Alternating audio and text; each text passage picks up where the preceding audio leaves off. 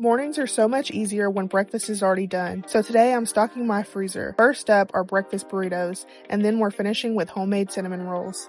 I love cooking for my husband, but one thing I can't get behind is waking up super duper early to make him breakfast. I did maybe like the first 2 weeks of our marriage get up, make handmade this and handmade that, but he gets up super early. He's a blue collar man and I just can't bring myself to consistently do it. He's been on a kick of eating microwave eggs and pre-made pancakes, and it breaks my heart every time I see him do it.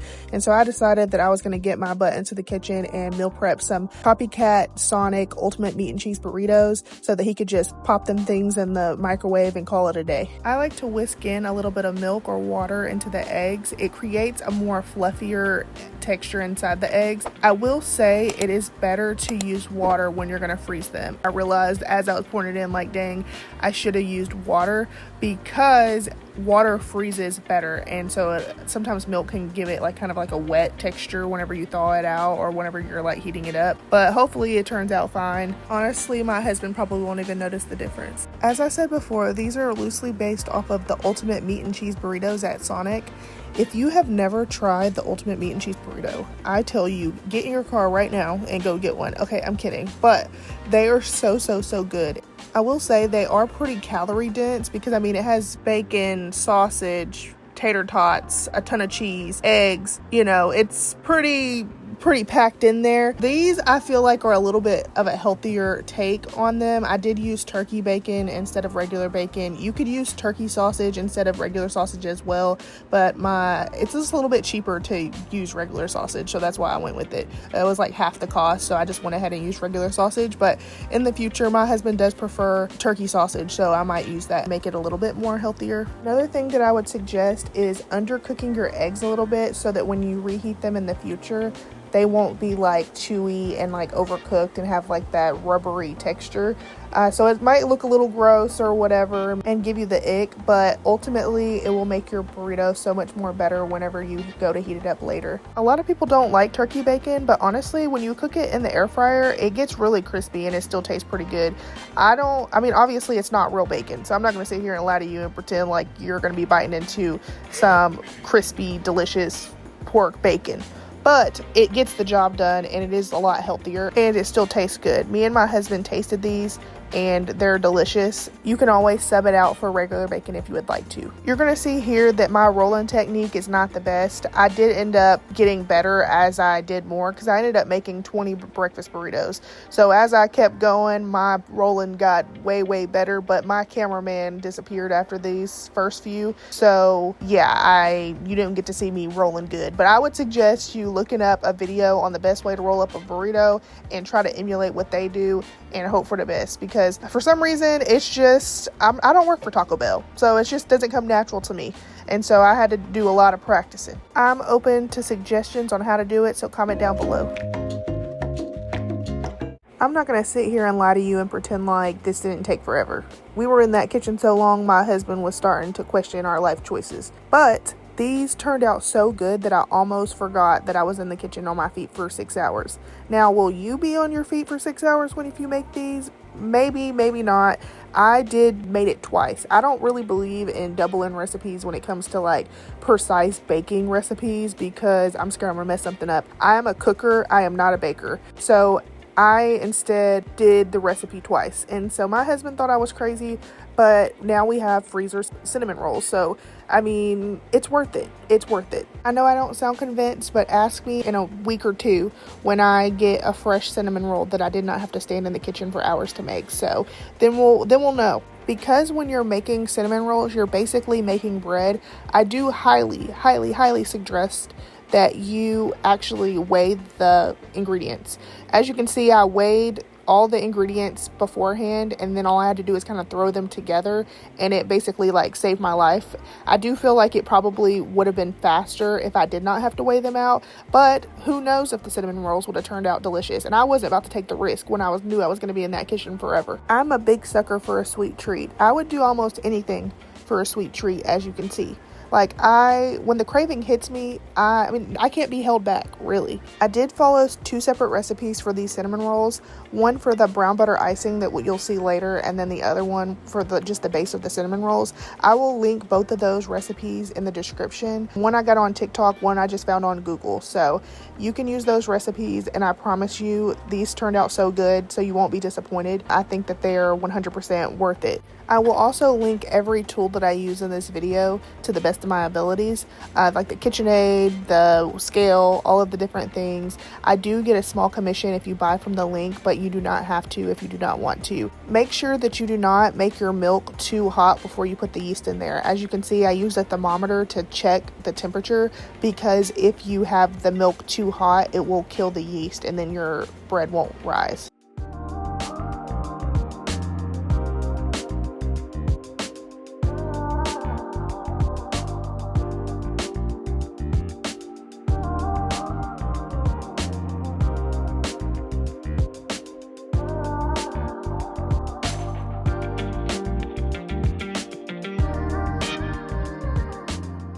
I've completely forgot that my mother-in-law has a stand mixer. So at first I was attempting to do this by hand, and after doing the 2 recipes back to back, I'm so glad that I realized that she did have it. But I am thankful that I started mixing it by hand for this first one, because later on when I do the second one, I realized that it's a lot harder for the stand mixer to like start the process of incorporating the ingredients. But if you have a stand mixer, I highly recommend you use it for this, because that would have took twice as long if I did not have this thing to do the heavy lifting for me.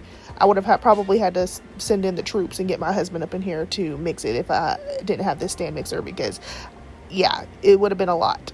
This dough is so sticky if you don't have enough flour. The recipe does say to add more flour if you needed to, and we'll see I added another tablespoon, but honestly it probably could have done with another tablespoon. Y'all aren't going to see that part, but whenever I tried to roll this dough out, it was so sticky that it was sticking to literally everything. And so whenever I did the second round, which is what y'all end up seeing, it goes a lot better, because I end up adding more flour to like the top of it, to everything. Literally everything got flour on it. The counter, everything had flour, because that was my lifeline, and that's what made it a lot easier to deal with, and the dough was just 100 times better whenever I added more flour. She said in her recipe that she ended up adding an additional 3 tablespoons, and I should have listened to her, but I was so scared of putting too much flour that I didn't listen. So if you end up making this recipe, heed the warning and add the flour. Don't be scared. Do what you gotta do. I'm not gonna lie to y'all, I had to bring in the muscles on this part. I'm edited together to make it seem like I'm the one who got this mixed up together, but honestly,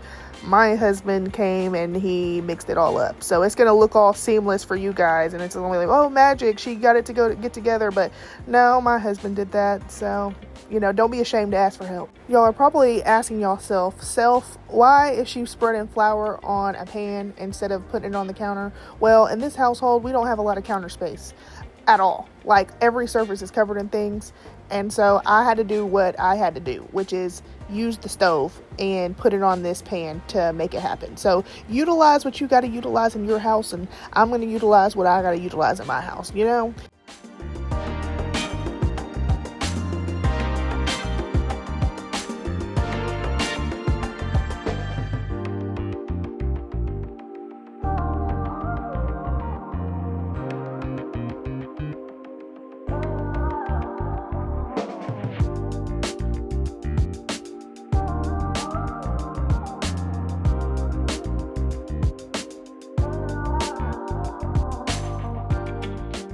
Unfortunately, every single knife in our house was as dull as a rock.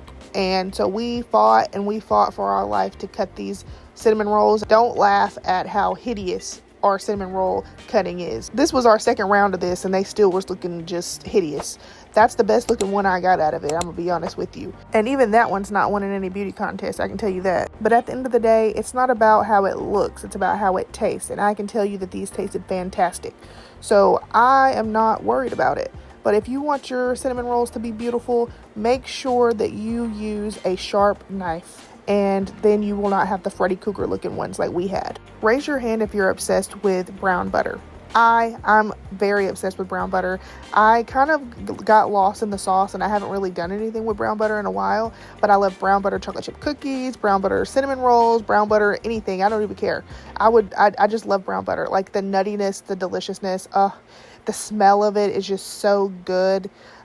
This is another case where I had to bring in the muscles, and so I did again pretend like I'm the one who's doing all the work, but then there's a cut and it comes back all smooth and delicious looking, and that means my husband stepped in and did all the heavy lifting. I unfortunately had an oopsie moment that did not get caught on camera, where I decided to speed up the process of getting the brown butter to harden, and I put it in the freezer and then spilled brown butter all over the freezer. And then I was very frustrated because I was like, now I don't even know how much brown butter this is. And so I had to lower the ratios to the best of my abilities and hope for the best.